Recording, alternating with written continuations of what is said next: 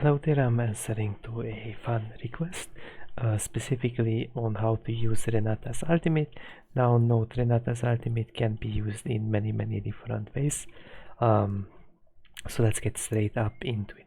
Now, one of the notable features about Renata's ultimate that I want to talk first of all, this ultimate does provide 100% attack speed for the enemy champions, so you got to be careful how to use it, because if it can backfire. For example, if a Tryndamere is chasing you, probably you don't want to ult him, because he's just gonna kill you faster. And the very same thing can apply to a Kalista, and so on. So this could backfire, so you gotta be careful to not use it in 1v1 scenarios against a basic attack oriented champions, right? While notably against mages it's fine, because they are mainly relying on abilities like Rise, for example, or Anivia or whatnot, so it's not a big deal if you ult them and you're trying to disengage, because this will also silences people, right? It forces them to basic attack, and it also silences people, right? Now, one of the notable features I want to point out that's also combined with Q, you can actually Q on Renata ult, then pull them inside of your ult. That's how you generally engage in lane. But how you want to generally engage with your ult, when they're already in between a big minion wave, ideally you want to connect your E or your Q, ideally your Q, and then look for an all-in. That's how generally your all-in should look like.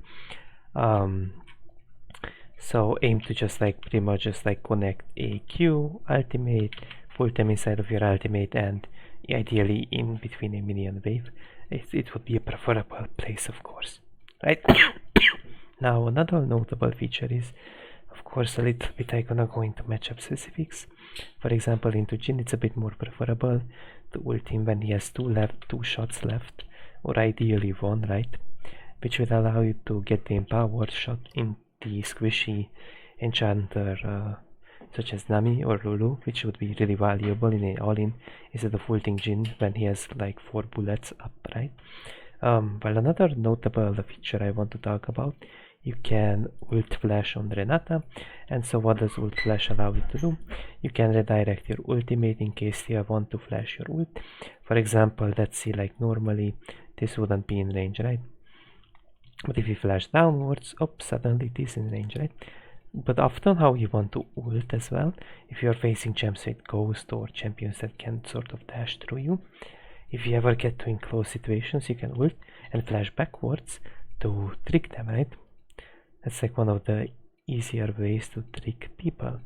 Now, ideally, this ult, you need to use them off pushes as much as possible and off your CC, because let alone itself, like don't ever go for, let's say, maximum range ults. These will never hit.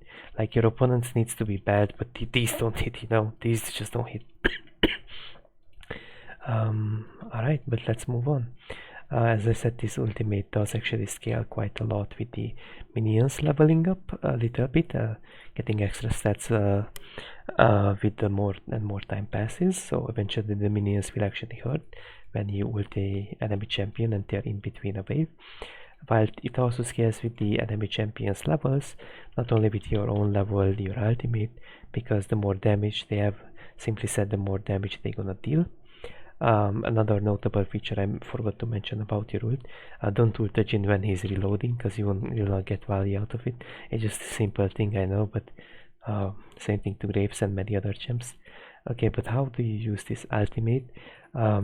Often you use it after a engage, preferably, but in small choke points where people don't actually have space to sidestep your ult like this one, it's fine if you just straight up ult, but it has to be one of those type of choke points where there isn't really much space to walk out of your ultimate, if it makes sense. Like this is one of the very good choke points as well, where it's fine, you know, if you just go for an ult, because there isn't space where the space at to sidestep nowhere, right?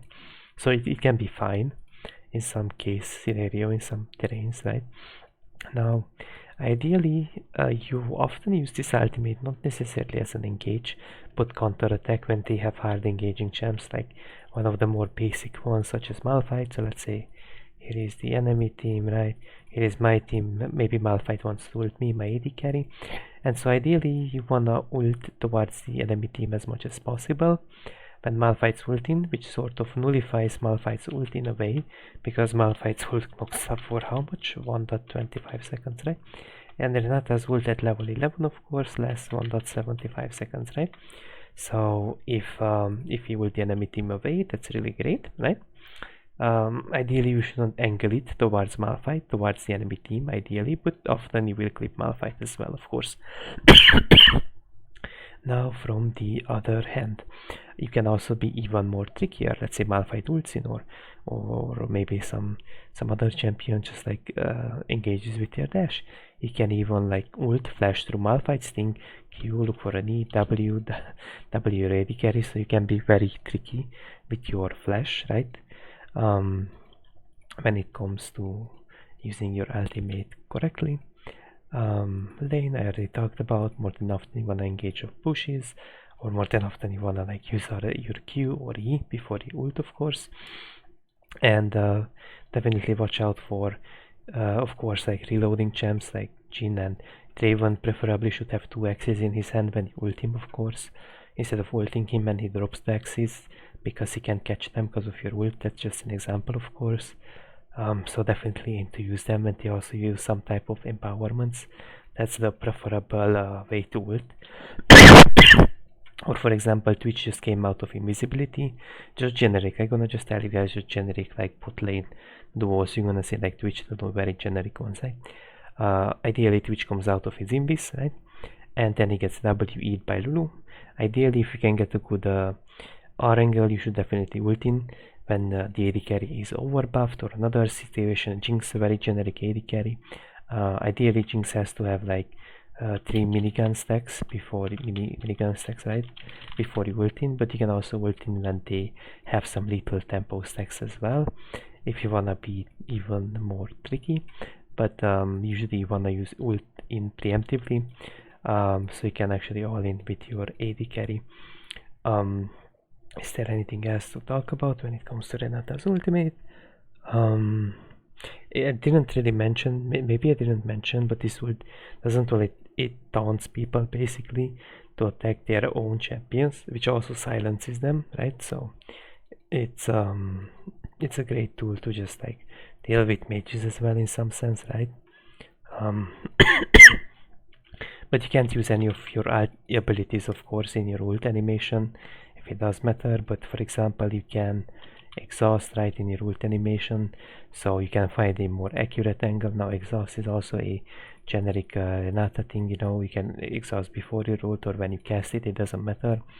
You can use it anytime, so you'll find a more accurate ult angle, and it's less likely they're gonna walk out of the reach of your ultimate, which you can again specifically combine it with your ult, but usually you don't want to, because you don't want to reduce their damage meantime they're attacking each other, right? So ideally after your ult. Now, okay, we discussed about Renata's ult, but what if they have cleanse champs that can completely turn over a fight? So if we give up our ult, they cleanse and they all in us, and if they are winning, now in those type of scenarios you should look for a Q and disengage if they win extended fight, or just give up your ultimate, and if your jungle is like Sejuani, let's say hypothetically the enemy AD carry cleanses, then they can look later on to gank you. So it's really good if you can actually trade a ultimate for cleanse, because one of the notable things that people will get into Renata is often cleanse. Her Q can be cleansed as well. This can be kind of annoying, but you gotta remember one simple fact. Oh, what the hell did I click on? What this is? You gotta remember one simple thing. If I go to cleanse fandom,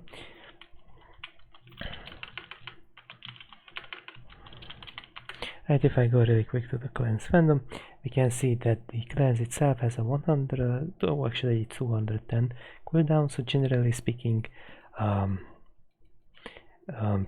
your ult will be up faster than cleanse itself, so you shouldn't be all the time scared that they're gonna cleanse off your ultimate, of course, because you're gonna have it up faster the next time you have ult up, and then you can look for a proper all-in, right? Now, what else is there to discuss about Renata's ult? It's really like preemptive usage, counter usage of Renata's ult. Basically the difference is that Sometimes you're gonna use it to, of course, counter hard engages, and sometimes you wanna like preemptively use it when, let's say, hypothetically Miss Fortune gets a R angle. You wanna use it before she Rs, not when she ults. Because like this takes time until it travels to Miss Fortune, and it takes time until it just like until you cast it, right? So again, some things you wanna use it earlier than later. Like you don't wanna like exactly use it when people are using, when they are engaging, right? Their AD carries like using their ultimate and whatnot. So you wanna use it more than often preemptively, of course. But also, even if you don't connect it, at least it zones stay, as an example, a Miss Fortune away from ulting. So that should be good enough for your team. Is there something else? I mean, generally, I think I think that's pretty much it. If I can think about anything else, I think at most that's it. I mean, I guess you can use it as a form of gank on mid lane. But it's just like a normal way of ganking with your ult, right? So I don't think so there is too much to talk about. Now the other notable features are, of course, that if you, before I forget it, if you ult the enemy jungle, meantime they're taking Drake or Baron, let's say Nunu smites the dragon, right? When you ult him, then your team gonna get the kill credit for that dragon, just because the game thinks that Nunu is in your team. But I think that's pretty much it. I can think about it, right? That's pretty much it for now, guys. One other thing I can think about is a bit of a tricky thing, but often supports info wards. So you can do something like this. Supports with that Nami will info that ward. You can just like leave a ward here, control ward there, and ult them and kill them. This will work more frequently than you think. Same thing applies in here. You leave your control ward here. They will info that. You can look to ult them, and that will work more frequently than you actually even think. But that's all I can actually think for now about Renata's ult. Now, of course, if you have anything smart to add to this conversation when it comes to Renata's ult, definitely leave a comment section. If you like this video, please leave a like and subscribe if you want more content, such as this Renata ultimate explanation. So that's it for now, guys. Remember, have a nice day.